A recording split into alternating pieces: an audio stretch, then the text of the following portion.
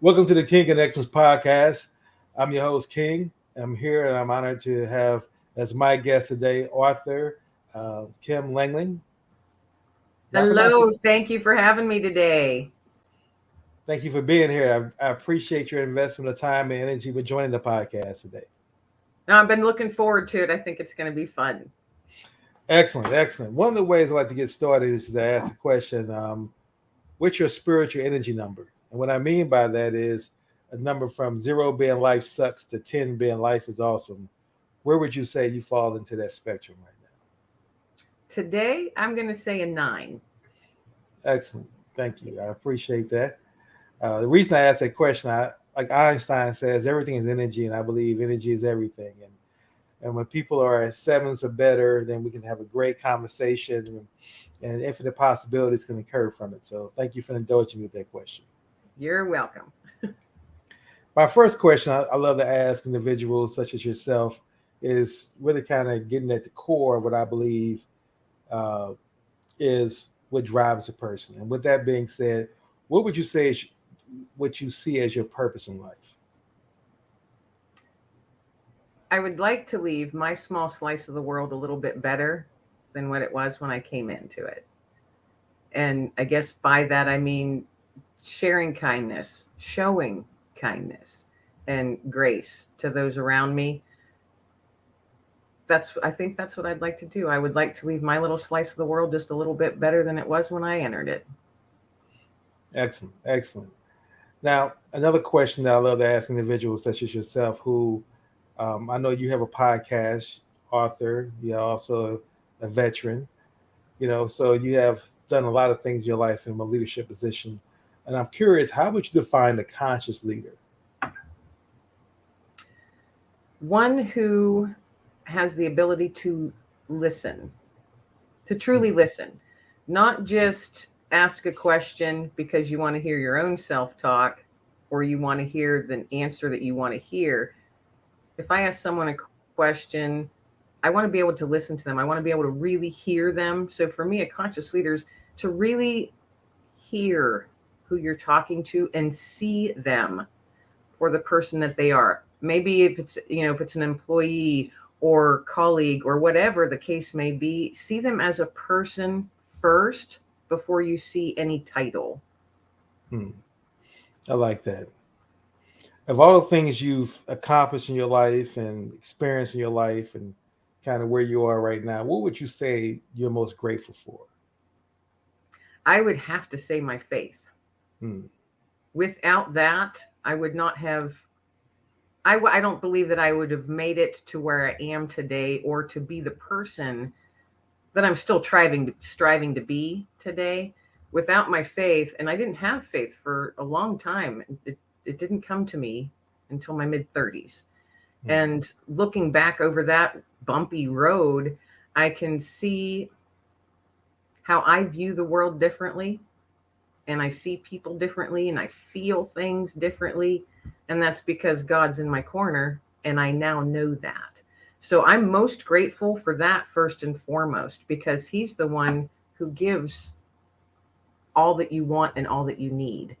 And so any blessing that I have, that gosh, I'm so grateful for my daughter and my family and friends and all of that.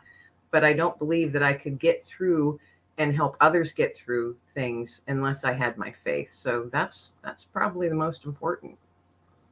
Excellent, excellent. What inspires you to become an author? Oh goodness.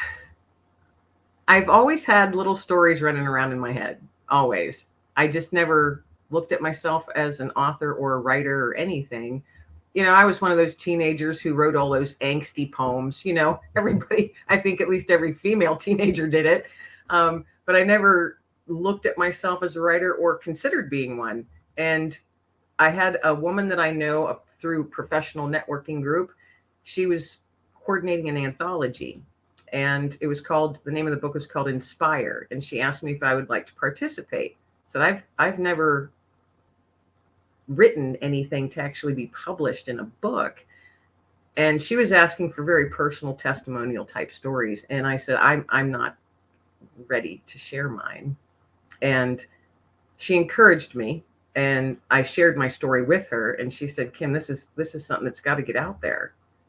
There's so many people that could be helped and encouraged from your story. And that took a lot. That took a lot out of me to do that. And that was the very first time I was published. And that was, I think, 2013 or 14. That was the first time I was actually officially published. And it was exciting, yet I was sick to my stomach at the same time. I'm sure. I'm sure. Now I know that you talk about, and you just said it earlier, and from my research and reading your bio and looking at your website, you talk about faith and grace quite a bit. And I'm just curious, what really gives you that desire to write about those two topics? Because I've been given so much grace. Hmm. It's really as simple as that. Um, and now that I recognize, like I said earlier, I didn't come to my faith until my mid 30s. I was seeking for years and hadn't I just didn't know what it was I was seeking. And when that when that comes upon a person, and I can only speak from my own experience, my outlook changed on life. I'm incredibly empathetic, and that's become more so. I've noticed as my life journey continues, and I know that that's a gift given from God, um, and that's His grace covering me each and every day, giving me the eyes to see things that I probably overlooked Hmm. before I found my faith, before He found me, or however it is. Now I found Him. He was always there. He was just waiting on me. Absolutely. Absolutely. Speaking of which, what would you say is the most difficult challenge you experienced with writing your first book? Because it was such a personal story, and it's one that, oh, it's one that completely changed my life, and it was quite traumatic. That was the toughest one to write. Now, years later, well, here I am getting all worked up. It's such a it's a tough story, and it's something that you wouldn't wish anybody to go through. But I also know that it's part of my journey now to share it. Hmm. But when I first did, it was so hard. It was so hard because it brought back so much as I was trying to share just the very general aspects of this story. In the background, I had all these details flying at me from every direction that I had blocked off so very well for a very long time. Hmm. And that kind of opened the door to a lot of things that I wasn't wanting to deal with. Um, but also having that door open, I feel, let that Holy Spirit come in just a bit and say, hey, Kim, don't you think it's time? Hmm. So that was the hardest, I think, but necessary. Hmm. And now that you've written your book and you've written several books, what would you say is the thing you enjoy most about being an author? I, you know, once I decided to do this, the last couple years, well, almost 3 years now, I decided to do it full time and just really put my efforts into it because I strongly feel this is what I'm supposed to do. Is I'm supposed to weave the words together that God gives me and share them with the world. Hmm. And hopefully there's a good message in there, that there's a message of hope, tossing those little nuggets of hope out there. To me, being an author, the best part of it is is the freedom to share God's grace and faith and hope with the Hmm. world, regardless of what others might think. So it's the freedom of that, and the freedom to just be who I am.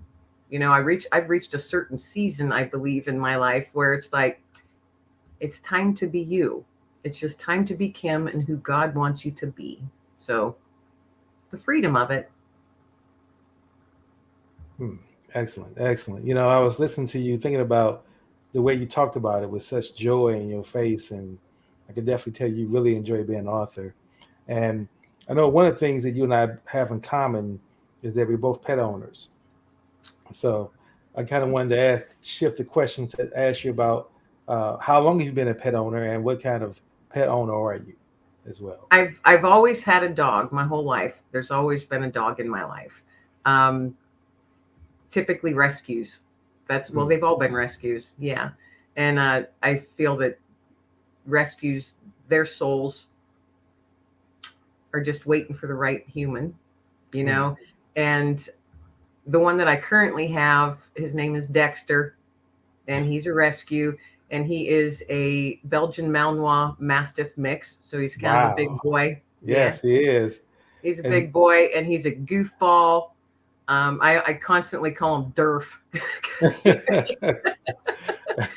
but he's just, he brings joy to me every day. He makes me smile every day, and I have found that I live with PTSD, and I've found that having a dog is just as a companion, and like he's my sidekick, and the dog prior to him, I had for 14 years. They become so in tune with me and my emotions, and just the atmosphere, and it just seems like they instinctively know that, hey, maybe mom's starting to have a rough time, and they're there, and just their presence makes things so much better. I couldn't imagine my life without a dog. now I know that from what I've studied, the Belgian um, Malamar dogs can be very difficult and stubborn if not trained properly. So you must spend a lot of time with just kind of training your dog to keep him. Yes. He's trained in German, Mm, and I got him, he was about 2 years old with no background. So I had no clue what I was getting myself into. He just seemed like a ridiculously sweet soul. And I met him at the shelter, and thought, okay, he's got to choose me. If this is the right dog, he has to choose me. So I sat on the floor in this little greet room that they have, and they just left him in there with me. And I sat on the floor. I didn't move, didn't say a word, nothing. And he was so skinny and ill mm. and skittish. And I sat there for a while, and he was just pacing the room. Then he'd come and sniff. Then he'd pace and then sniff. And I don't know how long it was, but he finally came up, sniffed my hands, was sniffing my legs. And I was just sitting there, didn't say a word. He sat and leaned his whole body up against me. And he's a big boy. So he leaned his whole body against me and then put his chin on my shoulder. And he has one blue eye and one brown eye. And he Wow. looked up at me with that one blue eye, with his chin on my shoulder. And I just kind of looked over and went, looks like you're coming home with me. So I thought, I'm like, all right, this is going to work. But from that day forward, I gave him a few days to settle, because that's pretty trying, going in from a shelter to a new home. That's actually pretty traumatic for a dog and stressful. Absolutely. So I gave him a few days to settle and, realize this is home now. But I trained him, yeah, every day before work when I worked outside the home, every day before work, every night after work. And I did train him in German, with some and hand commands at the same time. And he took to it real quickly. He's very, very smart. So I was very blessed to. Well, I know. Well, yeah, I am blessed, because I think God he put this specific dog in front of my face. He knew that we would be a good match. But yes, I did spend a lot of time training, and I still do, because I want to make sure he's socialized. He can be out in public if we need to. I take him to different stores that allow dogs in there, and we practice. And yeah, training's a Well, big part. If you have an animal, especially a big dog, it must be trained. It has to be trained. and training is always a part every day of their lives, correct? That's just something you have. Right. Yes. Yeah. And so, yeah, sometimes you got to remind them. But mine. I never use force in any kind. It's not necessary. Tone of Mm. voice and hand commands. That's all I've ever used. That's all I've ever used, and it's always worked really. And treats, of course. You have to have treats in your pocket all the time. But Yeah, it's worked very well for Dexter and my previous dog, whose name was Digger, and they appreciate it. I think, they learn better, and they'll listen to you. I mean, so they want to please you. It's like part of their job is to please you. interesting to have something that you say a soul in your life that functions that way. unconditionally. And he's just there for you and that's without judgment.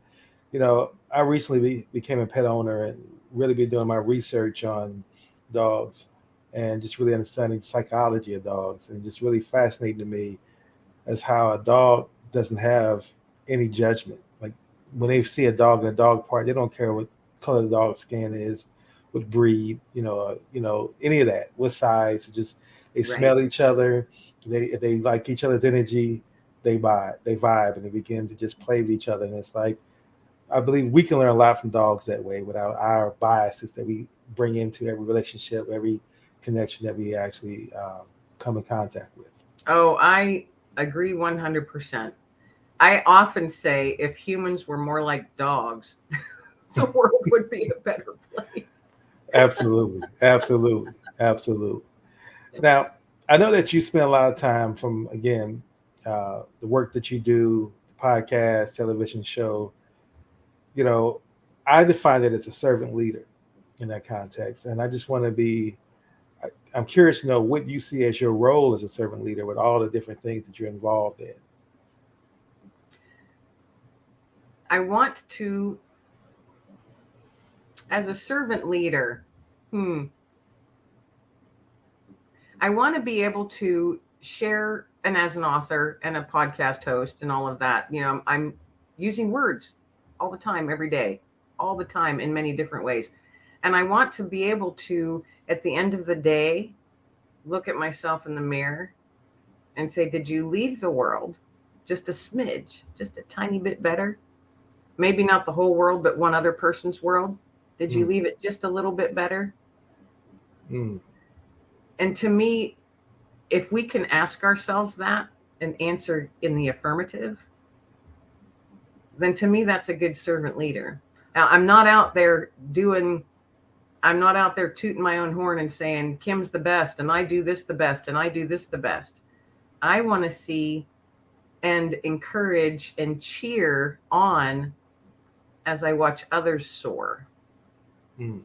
And so for my podcast and my television show, that's a platform that I welcome others to come on and share their journey, share their trials, share their triumphs. And I want to cheer you on and say, you go, all right, amen. That's to me, anyway, my personal view on that. That's being a good servant leader, is cheering others on because we're all here for each other. Absolutely, That's part of why we're here, is to care for one another and help one another. And so I want to be one of those people, and I want people to be able to say, you know, I had an awesome time with Kim on her podcast. Gosh, I just felt so comfortable. And I love that people feel comfortable and they can say that, because then you end up at the end of the day, it's like, I made another new friend, you know, it's just awesome. absolutely, absolutely. I know exactly what you mean by that. Now, I know that and understanding your history, that you've had to make a lot of decisions in your life. We all do, and some decisions that can have significant and meaningful impacts. And I'm just curious, is there one decision that kind of stands out in your mind that making that decision has really just been a major change in your life? Yes. And it's more recent. I mean, we all make big decisions in our lives. But the most recent one is at the beginning of the whole pandemic, like almost 3 years ago now, when I had lost my job. I gave myself one day to be angry Mm, at the world and whoever I wanted to be angry at. I gave myself 24 hours. I'm like, just get it out of you, you mm, know, scream at the world, whatever you need to do. And then after that, pull up your big girl panties, Kim, and let's look, because this might be a door that looks like it's shut, but there's other doors that are creaking open and there's little cracks, and you can look through that crack, and that's an opportunity out there. Ignore the door that's shut. So I did that. And I came to the realization that it's like, you know what? I've reached a point in my life. I don't want to be an employee anymore. So what am I good at? What do I enjoy doing? What do I have a passion for? And that was public speaking and writing. And I'm like, well, then let's do something with that. Let's make something happen. And that was a big decision for me. mm, Um, and risky because I just lost my job. I'm a sole income home. It's me and my dog. And I'm like, can I do this? But then I had this little voice saying, yeah, you can. Yeah, you can. Even though I was dealt and, had the D man on one shoulder and the G man on the other shoulder, you know. So I had to remind myself, flick the D man off because you don't want to listen to him at this point in your life. And I knew what I wanted to do. I know what I'm good at and what I'm passionate about. And that's people and words and weaving them together and just making, like, again, making somebody's world maybe just a little bit better than it was when they woke up. But that was a big decision. That was a risky one for me. But now looking back, has it all been smooth running? No, no, no, it hasn't Right. been smooth. But it's smoothing out. And hard work and persistence and faith pays off. It does. Absolutely. Absolutely. Thank you for sharing that. It's like with anything, we want things to be simple, but we appreciate when they're not. And we go through that, and I like to say, using the energy reference, that every day we have blessings coming in and out of our lives. It's just that we're not tuned to that frequency to receive it, and we don't recognize it as such. But when you have that faith and you have the grace, it's like tuning to that right frequency. Then as you said, a crack in the door, opportunity. You know, Right. and and when you begin to put yourself down that kind of path, then things just really open up, as opposed to seeing yourself as a victim and wondering why things are happening to you and things of that nature. That's a slippery slope that just leads to depression and a whole bunch of Yes. other bad things. But Yes. That's why I gave myself 24 hours to be mad. I love that. I love that. Dr. Wayne Dyer once said that, you should go to the beach and write all the bad things you think in the sand and just let the sea come take it out and get it out. So you get it out of your soul, you get it out of your body because it's there, but you got to get it out. Right. And then once you do it, like you said, 24 hours, now it's a new day, new mindset, new purpose. And so I love that. I actually gonna, if you don't mind, we'll borrow that and move forth with You go right ahead. You go right ahead. I love that beach visual that you just gave me. that. Writing all the stuff that you think is bad in your life and then just watching it fade away as the tide comes in. Absolutely. What a cool Absolutely. what a cool visual that is. Yes, yes. And it's like you sit out there all day until you get tired, and then the nature, creator, the energy just takes it away. And it's like that's a Right. metaphor to let you know that I've gotten out. I get up now. I go back, and I'm a new person now, without Right. all that in me. I like how you said when you mentioned dialing up the energy. I literally thought of like being in my car driving and a really good song comes on and you're like, turn it up. Exactly. Exactly. Exactly. And that's one of the things that I really look for is I've gotten to a point in my life where, as a business that focuses on helping people build relationships and as a connector and strategic thinking partner, helping conscious leaders decide who or navigate who will be a better connection for them, someone is in line with their purpose and their principles, that I have characteristics that I look for. And I realized when I came up with this list, it sounded like it was ego.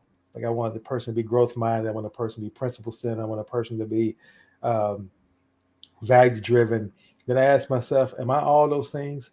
So I had to first do a deep introspective analysis and make sure I'm all those things first. Right. Because I believe you don't attract what you want, you attract who you are. That's what I believe is was missing from the law of attraction. And so with that being said, I'm curious to know, when, as you're doing your podcast, as you're meeting people constantly in your business, are there certain key characteristics you look for when you're meeting someone to say whether or not you're going to either accept that LinkedIn request or interview that guest or just and bring that energy into your life? You know, when you talk to as many, and you do the same thing, you talk to people all the time. And when you talk to as many people as we do, you kind of get an instinct, Hmm. like almost instant, like Hmm. at least I do. I get kind of like a feeling. Hmm. Um, but what I look for, I guess, is someone who Not necessarily has to be like-minded, because we don't always have to agree, but someone who's honest and true to themselves. They're not sitting there with that mask on in front of me trying to be what maybe their title says they are, or all those letters at the end of their last name. I don't want to know about the letters at the end of your last name, and I don't want to know about your title. I want to know the kind of person you are when you get home from work and you're walking outside or playing, cooking dinner, playing with your kids, walking your dog. That's the person I want to know. Hmm. Titles That's and that, all of that has never impressed me, ever, because that doesn't say who the person is. right. And I want to know, I want to connect with people who are honest and true to themselves, and kind. I don't, I don't want to meet mean people. Right. Exactly. I want to Exactly. meet people that are kind, and, that have a dorky sense of humor, and maybe sometimes even a dark sense of humor. I want to find people that are able to laugh at themselves, that are able to actually truly laugh at themselves and not take themselves quite so seriously. There's a time for all of that, but I want to see the real person. Not please don't present me with your title and the letters at the end of your last name. I want to know who you are. Absolutely. Absolutely. One of the questions that I like to ask individuals, especially in my line of work, because I believe that we can't do what we want to do in the world alone. We have to have strategic relationships, strategic partnerships. And so I'm always curious to know what a person sees as a great strategic partner for themselves. So I ask you that question: who would be a great strategic partner for you? Yeah, that's not an easy question. Hmm. A great strategic partner. Someone that's able to understand me when I try and explain my vision, Hmm. whether it might seem off the wall or not. Someone that's able to actually hear me when I'm speaking, hear what I'm trying to say. Maybe they don't understand my vision, but they will ask good questions to get to what it is so they can understand. Someone that's kind of like-minded, not totally like-minded, but kind of going in the same direction. Knowing me as a person, my my personality type, I guess, and how we could best work together to pull each other up. Hmm. I like to work with people who might not be the exact same vision, but you can understand each other's visions and say, hey, you know what? We might complement each other really well. Why don't we try this out? And if it doesn't work, then that's fine. You still got someone that you can turn to for a resource, maybe down the road if you need it. And maybe you've even made a new friend. But Absolutely. yeah, to me, that's someone that you can work together. You just connect, you just connect. And it doesn't matter if you're in the same realm of business. If there's a connection there where you see that's, would be a good one to help each other business wise, help each other, I'm all for that. I'm so open to meeting people, and it doesn't matter from what walk of life or what it is that they do for a living, because we're all people at the end of the day. We're just people. Absolutely. Absolutely.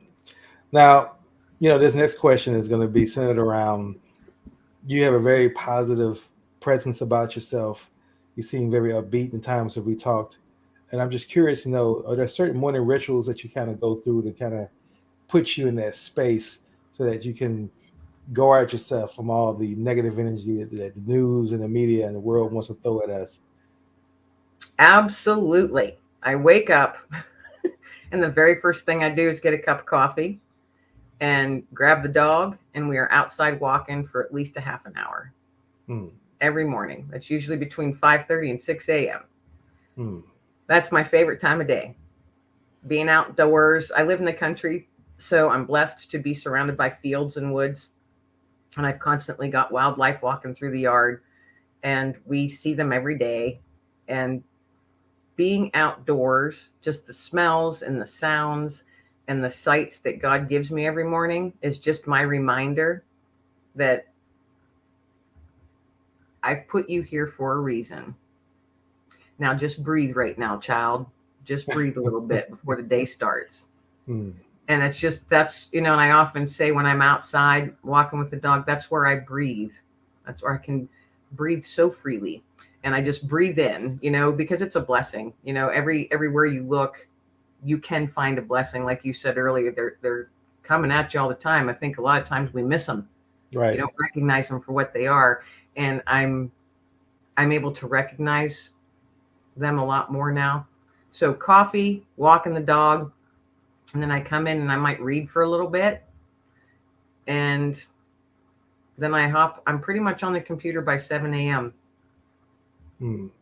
I'm an early riser, early morning person. Good. So am I. Something about the morning now. I tell folks that, one of the best experiences that I believe that if you're in the right mindset, that you can be blessed with is to watch the sun come up. To just look out the sky and it's dark, and then you just watch that sun come up. It doesn't try to come up. It comes up every time, and just you let that happen and you experience it. It's just a wonderful experience, and it just, to me, sets my mind for the wonderful opportunities that the day can provide me. Right.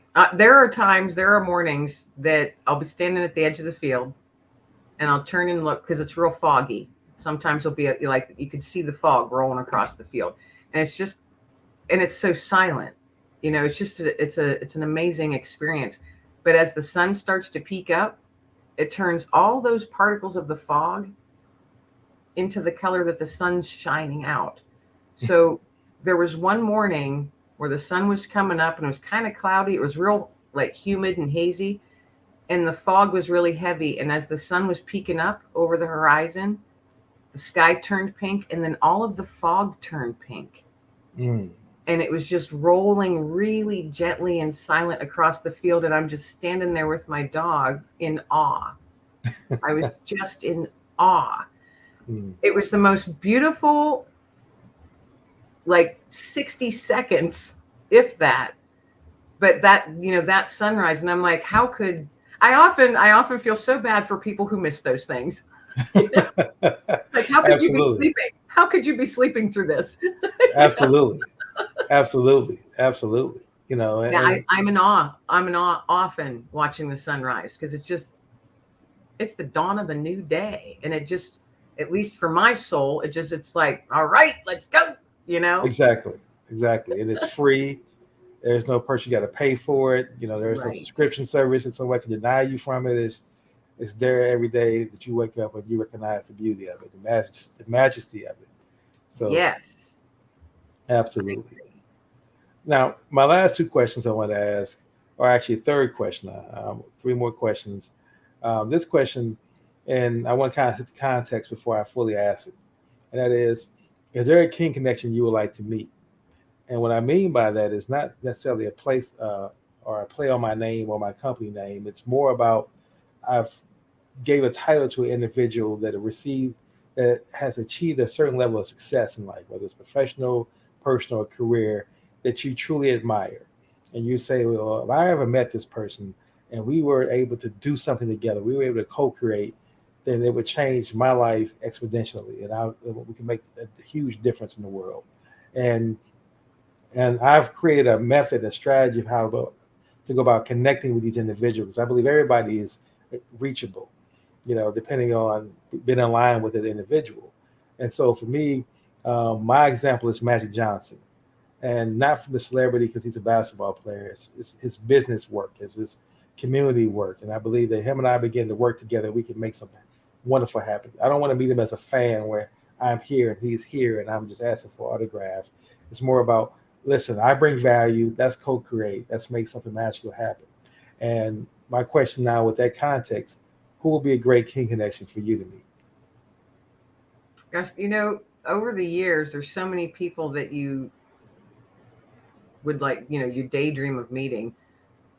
At this point in my life, there there's a couple authors that I would love to meet that have attained a level that I can't even envision myself at. um, because there's so many. Well, there are amazing authors out there in the world, but there are a few that the way that they write, I fall into their stories. Mm. And I would love to spend time drinking coffee with one of those types of authors and not picking their brain and not being, a fan, but just saying, how does that come to you? What is it that you feel when you're writing? Mm. Do you use your five senses when you do that? And you made me bawl in this one book, and then the next chapter I was laughing so hard I snorted coffee out my nose.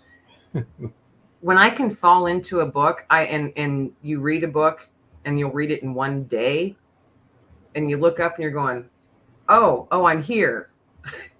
I'm actually in the real world now. I would love to meet a couple of the authors that affect me that way when I read. And one of them is Nicholas Sparks. I love how he writes. Mm. And another one is Robert Paul Evans. Mm. He wrote a series of 3 books. I just literally just got done reading them. Because I don't read a lot of, business books or self-help books and all of that. They're really just not interesting to me. They don't hold my interest, I guess. But Richard Paul Evans, I just read his 3 books. It's called The Forgotten Road, The Broken Road, and The Road Home. Mm. And they were just amazing books. And the 3rd book, I literally sat and read it in one day. Wow. And it was one of those ones where I looked up and went, oh, wow. And I was sad that the series was done.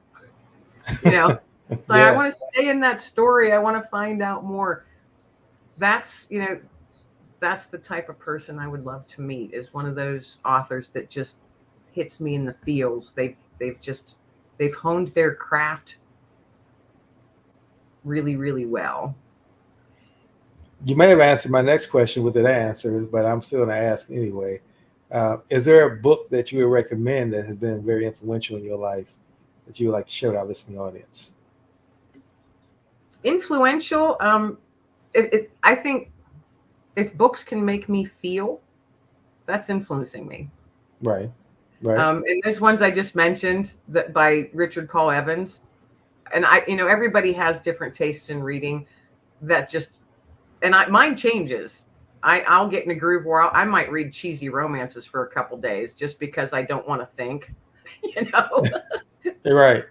I don't read those very often, but I like the ones that are like historical fiction that have that grain of truth. A lot of World War II books, historical fiction things, I read like that as well, because I like to learn about, or the true stories about people that just overcame amazing odds and were able to literally change the world with what they did. And a lot of times we will never even know their names. But then when someone digs in and actually writes a book about, and you're going, I had no idea. That literally changed the world, what this one man did. But so I read a lot of different things, but Richard Paul Evans seems to be my author of choice right now, because I'm online constantly saying, does he have anything new coming out? Does he have anything? Okay. I read a lot. I probably read 2 books a week. And it ranges from the different types of genres that I read. But yeah, I read anything really. I just love reading. Excellent. Then my last question I wanted to ask, and this is something from our previous conversation, and that would be, and I told you I actually shared this with a person, and they loved the idea of it, and I gave you credit for it. The hope nugget. So have you given out any hope nuggets recently? Yes, I have. I was at a gas station. Now, hope nuggets, folks, I actually carry little stones that have the word hope engraved on them. And I firmly believe that God gave me that word to do something with it this year. And so I have been. And I was at a gas station and I just glanced over. And if I get the feeling that this is someone I'm supposed to give this nugget to, I do. And so I hurriedly reached into the car and just walked over and just said, I'd love to give you just this little nugget of hope today. And they accepted it. that was one of the people that I got to look like, well, she's crazy. I'm just going to say thank you so she'll walk away quick. And that's fine that they think I'm crazy. That's fine. Because I don't know when they got in their car and drove away and maybe looked at that stone sitting on their seat beside them and all they saw was the word hope, how that affected them. Absolutely. Because we Absolutely. don't know what's going on in their lives. And I don't just go up to everybody and anybody. I actually I get a feeling for it for whatever reason. And I don't think I'm meant to have a conversation with the person. I'm literally just supposed to, and I strongly feel this, I am just supposed to hand them this little nugget and wish them a blessed day and then be on my way. Absolutely. Yeah. Absolutely. Well, thank you for sharing that. And as you said, it's not your job to figure out how that person's going to receive it. Your job is to just give it to them because that's what you're feeling. That's what the spirit tells you. And as you say, it might be when they drive home. It might be where they're lying there in bed at night and they remember the situation at the gas station. And he goes out to his car, he picks it up, and then that frequency is in alignment. And then he realized that's a miracle. That was a gift. That's a blessing. So I definitely want to thank you for continuing to do that and be that person that gives out hope nuggets. Hopefully, one of these days, I'll get a hope nugget from you in some situation, or someone will pass it on. I remember that you helped start this, so I look forward to the hope nugget Awesome. Yeah, movement. I've got some ideas rolling in my head from the conversation you and I had a few days ago. And there was a nugget that you tossed me that I've been chewing on and trying to figure out how to make it work. So you very well may be getting a nugget of hope from me. Okay, well, I definitely look forward to receiving it. And as we close things out, I want to give you the opportunity to share any closing thoughts you may have, as well as your contact information, so our listening audience can be able to get in contact with you, purchase your books, or just listen to your podcast, whatever you want to share our listening audience. The easiest place to find all that I'm doing and to listen to the podcast and all my contact information is the easiest is just to visit my website, which is just my name. It's kimlenglingauthor.com. So that's Lengling, kimlenglingauthor.com. Contacts in there. My podcast is in there. The books are on there, and there's links on there that'll pop you right to where if you want to check them out and even purchase them if you want to. But that's the easiest place to yeah. I'm also on Facebook and Twitter and Instagram under my name, just Kim Lengling. Excellent. Well, Kim, again, I want to thank you for your investment of time and energy with joining the King Connections podcast. You've definitely been a wonderful burst of energy, and now that's why I look forward to doing the podcast. I get something from talking to folks who love life and who are doing things that they enjoy doing and have that mission and purpose in life. So I want to thank you for that. And I No, want to thank you for having me. It was truly enjoyable. thank you. And I want to thank our listening audience for listening to another episode of King Connections podcast. And to the next King Connection podcast, I wish everyone a blessed and productive day. Thank you all.